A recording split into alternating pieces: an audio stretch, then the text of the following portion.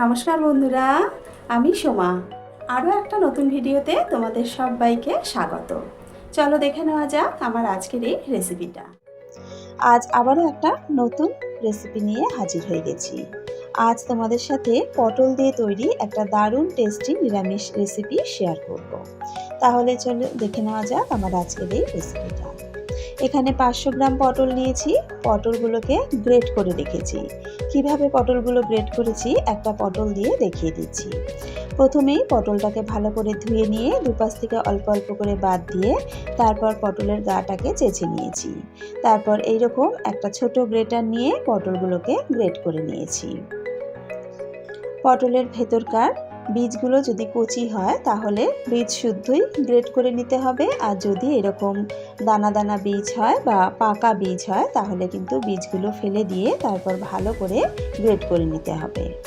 সমস্ত পটলগুলোকে এই একইভাবে আমি গ্রেট করে রেখেছি। এখানে 1/4 কাপ মটর ডাল আধ ঘন্টা ভিজিয়ে তারপর মিক্সিতে বেটে নিয়েছি। আর নিয়েছি 1/2 কাপ ছোলার ডাল, সেটাও আধ ঘন্টা ভিজিয়ে রেখে মিক্সিতে বেটে নিয়েছি। 1/2 কাপ নারকেল, 2টো কাঁচা লঙ্কা, 1 ইঞ্চি পরিমাণ আদা জল ছাড়া বেটে নেব। এবার একটা ফ্রাইং প্যানে দিয়ে দিলাম 4 টেবিল চামচ সর্ষের তেল। তেলটা খুব ভালো মতন গরম হয়ে গেছে, তাতে 1/2 চা চামচ গোটা জিরে ফোড়ন দিয়ে দিলাম। ফোড়নটাকে খুব ভালো করে নাড়াচাড়া করে ভেজে নিলাম। এবার এর মধ্যে দিয়ে দিলাম 1/2 চা চামচ হিং। হিংটা দিয়ে আরও একবার নাড়াচাড়া করে নিলাম। এবার নারকেল, আদা আর কাঁচা লঙ্কা বাটাটা দিয়ে দিলাম। মিনিট 2 নাড়াচাড়া করে এগুলো একটু ভেজে নেব। মিনিট 2 ভাজতে ভাজতেই দেখতে পাবে আস্তে আস্তে কেমন ফেনা বেরোতে শুরু করেছে। আসলে এটা কিন্তু নারকেল থেকে তেল বেরোতে শুরু করেছে। ঠিক এই সময়ে গ্রেট করা পটলটা দিয়ে দিতে হবে। মশলার সাথে পটলটাকে ভালো করে নাড়াচাড়া করে মিশিয়ে নেব। পটলের কাঁচা গন্ধটা যাওয়া পর্যন্ত ভালো করে পটলটাকে ভেজে নেব।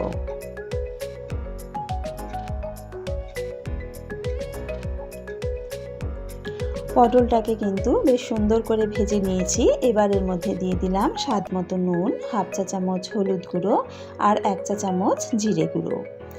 এবার সমস্ত মশলা দিয়ে আবারও ভালো করে নাড়াচাড়া করে নেব। এবার একে একে বাটা ডালগুলো দিয়ে দেব। প্রথমে মটর ডাল বাটাটা দিয়ে দিলাম, এবার ছোলার ডাল বাটাটা দিয়ে দেব। ডাল বাটাগুলো দিয়ে এবার ভালো করে মিশিয়ে নেব। গ্যাসের আগুনটা মিডিয়ামে রেখে বেশ কিছুক্ষণ নাড়াচাড়া করে রান্না করে নিতে হবে, যতক্ষণ না পর্যন্ত মণ্ডটা শুকনো শুকনো হয়ে আসছে। দেখো আমাদের মণ্ডটা কিন্তু বেশ শুকনো শুকনো হয়ে এসেছে। এই সময় এর মধ্যে দিয়ে দেব 1 চা চামচ চিনি আর 1/2 চা চামচ গরম মশলার গুঁড়ো। চিনি আর গরম মশলার গুঁড়োটা দিয়ে আবারও একবার ভালো করে মিশিয়ে নেব। আমাদের মণ্ড কিন্তু একদম রেডি, দেখতেই পাচ্ছ কড়ার গা থেকে বেরিয়ে আসছে। এবার নামিয়ে নেব। আমি একটা বড় স্টিলের গোল মাপের থালা নিয়ে নিয়েছি, তার ওপরে দিয়ে দিলাম 1 চা চামচ ঘি। ঘিটা থালার গায়ে খুব ভালো করে মাখিয়ে নিচ্ছি। আমি এখানে ঘি মাখিয়ে নিচ্ছি, তোমরা চাইলে কিন্তু সাদা তেলও মাখিয়ে নিতে পারো। এবার এই থালার ওপরে মণ্ডটা দিয়ে দিলাম। পুরো মণ্ডটা দিয়ে দেওয়ার পর তারপর এইরকম স্প্যাচুলা দিয়ে চেপে চেপে একটা স্কোয়ার শেপ মতন বানিয়ে নেব। মণ্ডটা গরম থাকতে থাকতেই কিন্তু এই কাজটা করে নিতে হবে। ঠান্ডা হয়ে গেলে কিন্তু শক্ত হয়ে যেতে পারে মণ্ডটা, সেক্ষেত্রে ঠিকভাবে সেট হবে না। দেখো আমি একটা সুন্দর মতন স্কোয়ার শেপে তৈরি করে নিয়েছি। এবার একটা ছুরি দিয়ে ধোকাগুলোকে কেটে নেব। আমি আজকে তৈরি করব পটলের ধোকা। একটু সাবধানে পটলের ধোকাগুলো কিন্তু কেটে নিতে হবে।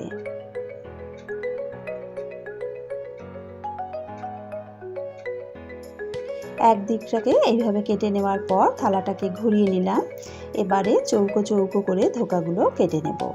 আমি এখানে চৌকো শেপ করে ধোকাগুলো কাটছি, তোমরা চাইলে কিন্তু ডায়মন্ড শেপেও ধোকাগুলো কেটে নিতে পারো। দেখো ধোকাগুলো কত সুন্দর তৈরি হয়েছে। এবার একটা বাটিতে নিয়ে নিয়েছি 1/2 কাপ ময়দা, তাতে দিয়ে দিলাম স্বাদ মতো নুন। ময়দার সাথে নুনটাকে ভালো করে মিশিয়ে নিয়ে এবার অল্প অল্প জল দিয়ে একটা পাতলা ব্যাটার তৈরি করে নেব।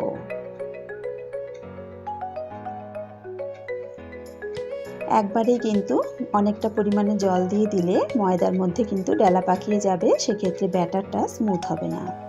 এবার একটা কড়াতে বেশ কিছুটা পরিমাণে তেল গরম হতে বসিয়েছি, তেলটা ভালো মতন গরম করে নেব। এদিকে ময়দার ব্যাটারের মধ্যে ধোকার টুকরোগুলো দিয়ে এপিট ওপিট করে ভালো করে মাখিয়ে ধোকাগুলো তেলের মধ্যে দিয়ে দেব। এইভাবে যদি ময়দার গোলাতে ডুবিয়ে ধোকাগুলো ভেজে নেওয়া যায় তাহলে কিন্তু ধোকার গা থেকে ছেড়ে আসে না। অনেক সময় এইভাবে বাড়িতে তৈরি করা ধোকা ভাজতে গেলে গা থেকে ছেড়ে ছেড়ে বেরিয়ে আসে, ধোকা ভাজার সময় গুঁড়ো গুঁড়ো হয়ে যায়। তাই ময়দার গোলায় ডুবিয়ে নিয়ে ধোকাগুলো ভাজলে কিন্তু একদম সুন্দরভাবে ভাজা যায়, একটু গা থেকে ভেঙে যায় না। ধোকা দেওয়ার সাথে সাথেই কিন্তু নাড়াচাড়া করা যাবে না, একটা পিঠ লাল হতে দিতে হবে, তারপর আস্তে আস্তে এইভাবে উল্টে উল্টে দিতে হবে। দেখতেই পাচ্ছ আমার ধোকাগুলো কিন্তু ভেঙে যাচ্ছে না। উল্টে পাল্টে 4-5টা লাল করে ধোকাগুলোকে ভেজে নেব।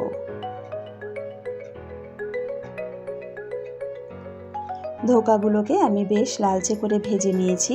দেখতেই পাচ্ছ একটা ধোকা থেকেও কিন্তু কোনো গা থেকে বেরিয়ে আসেনি, খুব সুন্দরভাবে ধোকাগুলো ভাজা হয়েছে। এবার ধোকাগুলো একে একে তুলে নেব। তোমরা বাড়িতে ধোকা ভাজার সময় এই প্রসেসটা ফলো করে ধোকাগুলো ভেজো, দেখবে ধোকাগুলো কিন্তু একদম গোটা গোটা থাকবে। বাকি ধোকাগুলোকেও একই প্রসেসে ভেজে নেব। সমস্ত ধোকাগুলো ভেজে নেওয়ার পর এবার এই ধোকা ভাজা তেলের মধ্যেই দিয়ে দিলাম কিছু টুকরো করে কেটে নেওয়া আলু। আলুগুলোকেও লাল করে ভেজে নেব। আলুগুলো বেশ লাল করে ভেজে নিয়েছি, আলুগুলো তুলে নেব।